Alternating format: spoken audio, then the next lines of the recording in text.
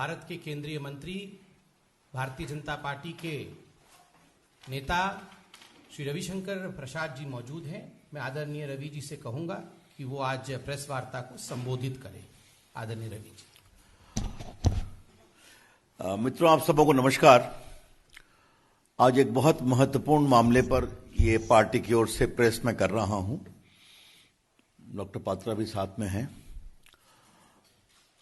एक ऐसी घटना को कल क्लोजर मिला है बाटला हाउस कांड में, जिसने देश की राजनीति को पिछले 22 वर्षों से बहुत प्रभावित किया है। Yesterday's conviction in the Batla House encounter is a triumph of India's judicial process, a validation of the courage shown by the Delhi police officials in containing terrorism, and a closure to the rampant vote bank politics which happened in the last 12 years. और आज मैं आपके सामने वही विस्तार से रखूंगा कि देश की सुरक्षा और आतंकवाद की लड़ाई के मामले में भी किस तरह से कांग्रेस पार्टी और बाकी विपक्षी पार्टियां आतंकवादियों के पक्ष में खड़ी हो गईं और दिल्ली के अंतर्गत एक भीषण आतंकवादी हमला हुआ था, उसमें पूरे पुलिस के हिम्मत को तोड़ने की कोशिश की गई। आपको मालूम है 13 सितंबर 2008 को दिल्ली में सिलसिलेवार धमाके हुए थे। ग्रेटर कैलाश में हुए थे, डिफेंस कॉलोनी में हुए थे, शायद कनॉट प्लेस में हुए थे, कई जगहों पर हुए थे। इसमें 39 लोग मारे गए और 159 घायल हुए। It was a deadly terrorist attack. स्वाभाविक है, भारत की राजधानी दिल्ली है, 30 लोग मारे गए, 159 घायल हुए।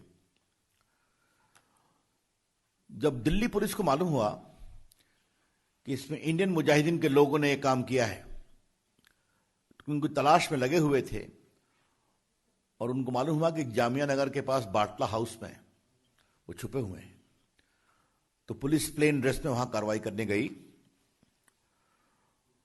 और 2 आतंकवादी मारे गए, 2 भाग गए और एक बहादुर पुलिस के इंस्पेक्टर, दिल्ली पुलिस के मोहन चंद शर्मा, उनकी गोलियों से मारे गए और 2 पुलिस वाले घायल हुए गंभीर रूप से, बलवंत और राजवीर सिंह।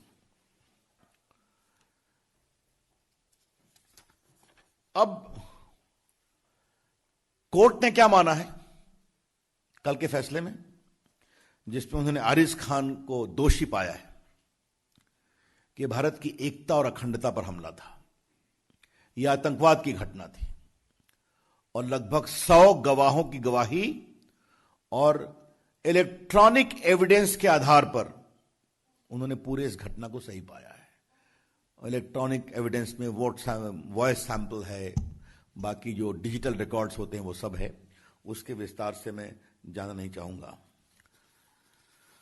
मैं आपको जरा बताना चाहता हूं कि ये आरिज खान साहब कौन थे। आरिज खान उर्फ जुनैद, ये बाटला हाउस इनकाउंटर के अलावे 2007 में यूपी के लखनऊ कोर्ट ब्लास्ट, फैजाबाद और वाराणसी ब्लास्ट में भी शामिल था।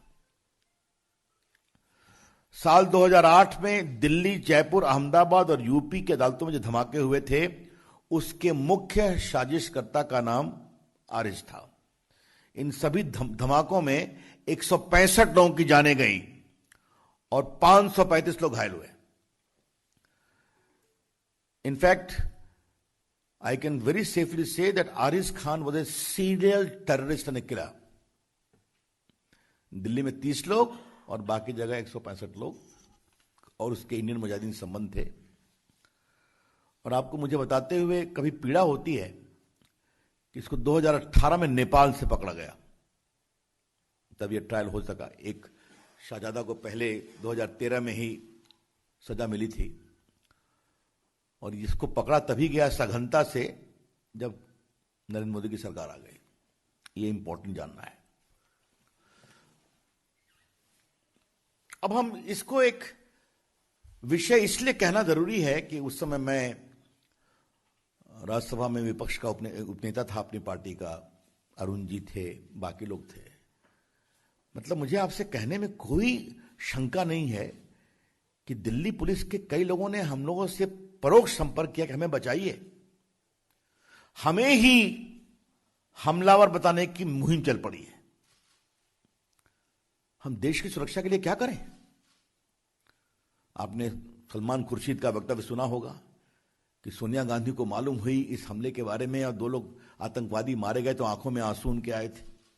ये पब्लिक स्टेटमेंट है, रिकॉर्ड पर है, आज के अखबारों ने कहा है। उस समय पार्टी का मुख्य प्रवक्ता भी था स्वनाम धन दिग्विजय सिंह, तो आजमगढ़ चले गए और उनका एक पब्लिक स्टेटमेंट था कि गोली तो यहां पर लगी है सर के ऊपर, तो वो हमला कहां से करेंगे? मैंने पूरे इस घटना को एक प्रकार से जबरदस्त संदेह में डालने की कोशिश की गई। There was a conscious, deliberate and consistent attempt to cast serious doubt over the authenticity of this Batla house incident, designed to weaken the morale of the Delhi police and give clear support to terrorists and their design. Why? For pure vote bank politics. सिर्फ vote bank politics के लिए किया जा रहा था। मुझे याद है मैंने दिल्ली के बीजेपी दफ्तर में एक बड़ा प्रेस कॉन्फ्रेंस किया था। उस समय 11 अशोक रोड हुआ करता था। अगर आप लोगों ने पुराने रिकॉर्ड को देखेंगे तो मैंने कहा सोनिया जी, मुझे आपसे एक सवाल पूछना है कि आपकी सरकार जिसकी आप चेयरपर्सन हैं वो मोहन चंद शर्मा जी को अशोक चक्र की घोषणा देती है जो 2009 में दिया गया, और आपके महामंत्री जनरल सेक्रेटरी श्रीमान दिग्विजय सिंह आजमगढ़ के जाकर के इस पर सवाल उठा रहे हैं। आपका क्या स्टैंड है? और मैंने 2 दिन लगातार सोनिया जी से सवाल पूछा। वो इतनी एम्बैरेस्ड हुई कि शायद मजबूरी में, देश के दबाव में दिग्विजय सिंह को कुछ क्लैरिफिकेशन देना पड़ा। आपको मैं एक स्टेटमेंट और पढ़ाना चाहता हूं। ये तो बहुत ही जोरदार स्टेटमेंट है। ये एक्सप्रेस न्यूज सर्विस की रिपोर्ट है। मैं इसको खाली 2 लाइन पढ़ूंगा और आप सुने। On Friday, Samajwadi leader Amar Singh and Trinamool Congress chief Mamata Banerjee shared a platform in Jamia Nagar demanding a judicial probe into Batla House encounter.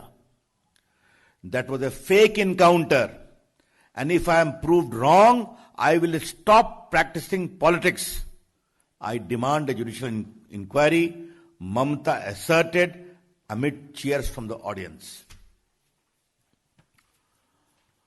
Mamata Banerjee जी 2013 में शाहजादे को जो एक्यूज थे उनको आजीवन कारावास हुआ, और जो मुख्य अभियुक्त थे उनको आज आरिफ खान जुनैद को सजा हो गई। 15 को वो कितनी सजा हो गई बताएंगे। ममता जी, आपका क्या कहना है? क्योंकि आपने पब्लिक स्टेटमेंट में दिखा रहा हूं कि मैं पॉलिटिक्स छोड़ दूंगी। उनका अक्टूबर 18, 2008 का स्टेटमेंट एक्सप्रेस न्यूज सर्विस का रिकॉर्ड पर आप देख लें। सलमान खुर्शीद जी, आपको क्या कहना है? अभी आपके आंसू निकल रहे हैं या सोनिया जी के निकल रहे हैं कि नहीं? आरिफ खान की सजा हो गई तो? और दिग्विजय सिंह जी, आपको क्या कहना है? यह बहुत ही गंभीर सवाल है। बाटला हाउस कांड को Samajwadi party, BSP, Congress party, left parties, Mamata ji, इन सबों ने नेशनल इश्यू बनाया था। यूपी के चुनाव में इश्यू बनाया था। और बाकी ममता जी ने क्या कहा मैंने आपको पढ़ दिया है। क्या मतलब है इसका? क्या वोट के लिए आतंकवाद के खिलाफ लड़ाई को इस तरह से कमजोर किया जाएगा? आपको एक विषय और जानना चाहिए। ह्यूमन राइट कमीशन गए, वहां ह्यूमन राइट ने दिल्ली पुलिस की कार्रवाई को सही पाया। फिर इन लोगों ने दिल्ली हाईकोर्ट में चैलेंज किया, दिल्ली हाईकोर्ट ने भी सही पाया, फिर लोग सुप्रीम कोर्ट भी गए, सुप्रीम कोर्ट ने भी डिसमिस किया। क्या हो रहा था? एक ऐसा आतंकी जो अपने नेटवर्क से 165 लोगों की हत्या में शामिल है, दिल्ली में 30 लोग मारे गए, 100 से अधिक लोग घायल हुए, इसकी कोई इज्जत नहीं है क्या? यह है बड़े सवाल। इसलिए हां, अच्छा किया पात्रा जी ने, केजरीवाल जी भी शामिल थे इसमें, मैं भूल ही गया। उनकी आवाज तो सामान्यतः कभी कमजोर नहीं होती ऐसे मामलों में। उन्होंने भी डिमांड किया था कि फेक इनकाउंटर है, और यह सब वोट बैंक पॉलिटिक्स के लिए हो रहा था। आज जब देश की न्यायिक प्रक्रिया के द्वारा एक बहुत बड़े आतंकवादी को यह बड़ी सजा मिली है, 100 से अधिक गवाही के आधार पर, साइंटिफिक एविडेंस के आधार पर, मेडिकल एविडेंस के आधार पर, तो क्या यह पार्टियां माफी मांगेंगी? हम डिमांड कर रहे हैं, ममता जी, आज आप एक मुख्यमंत्री हैं, 1-1.5 महीने में क्या होगा देश जानता है आपका। क्या आप माफी मांगेंगी? Sonia Gandhi ji, will you apologise? आपके पार्टी के नेताओं ने क्या क्या कैंपेन नहीं किया था कि आपके आंसू निकल गए थे? क्या आप माफी मांगेंगी? और बाकी चाहे वो सपा हो या बसपा हो, हम उनके बारे में भी कहना चाहेंगे। हां, केजरीवाल जी से ही पूछेंगे कि आपने भी कहा था, क्या देश के ऊपर आतंकवादी मामले में हम एक स्वर में नहीं बोल सकते? क्या यह सच्चाई नहीं है कि देश में आतंकवाद की जहरें बहुत गहरी हैं, सरहद के पार से हैं?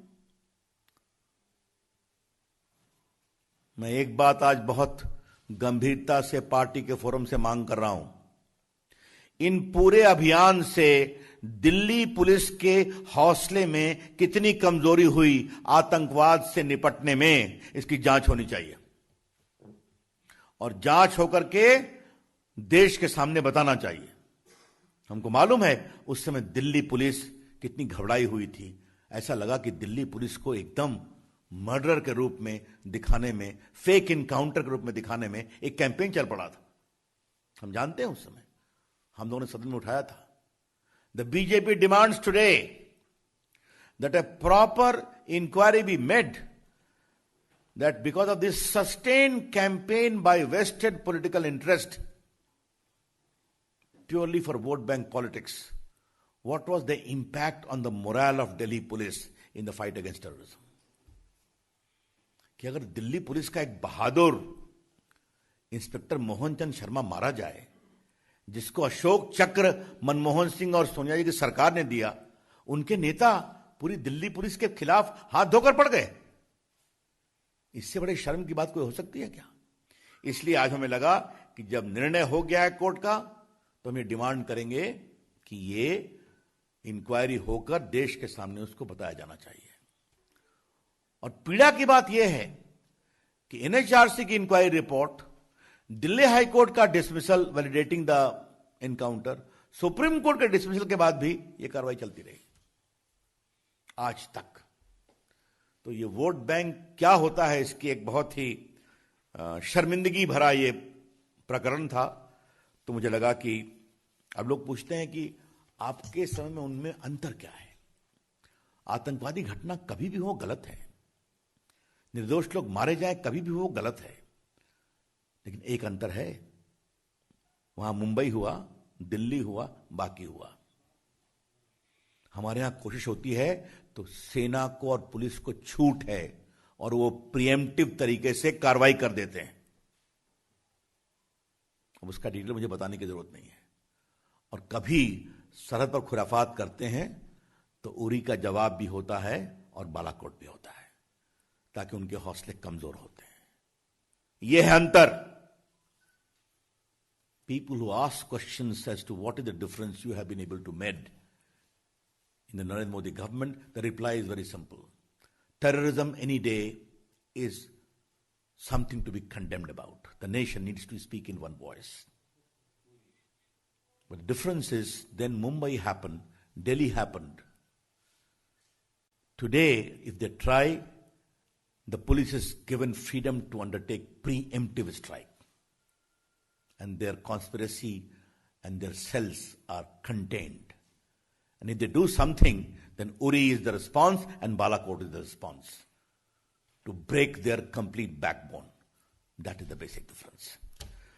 तो मित्रों, मुझे अपनी ओर से यही महत्वपूर्ण बातें कहनी थी और मैंने इसमें सारी बात फैक्चुअली कही है। कई चीजों को मैं स्वयं सदन में उठाता रहा हूं। तो आज कांग्रेस को जवाब देने का समय है।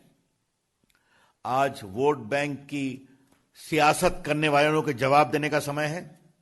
आज उनके माफी मांगने का समय है। और आज के दिन दिल्ली पुलिस को किसने कमजोर करने की कोशिश की, उनके हौसले को, उसकी जांच करके उस जांच की रिपोर्ट को देश के सामने लाने की जरूरत है। आज के दिन मैं शहीद मोहनचंद शर्मा के बलिदान पर उनको विनम्र प्रणाम करता हूं, उनके पूरे परिवार के जज्बे को सलाम करता हूं। और जिस दिल्ली पुलिस के जवानों ने बाटला हाउस में संघर्ष किया और बहुत बड़े आतंकवाद से देश को बचाने की कोशिश की, उनके साहस को भी अभिनंदन करता हूं। धन्यवाद।